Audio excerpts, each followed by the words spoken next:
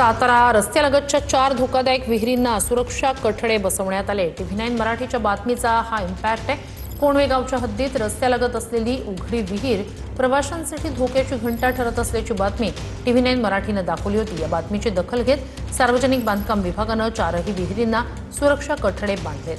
अधिक या सगळ्या संदर्भात जाणून घेऊया आपले प्रतिनिधी यांच्याकडून।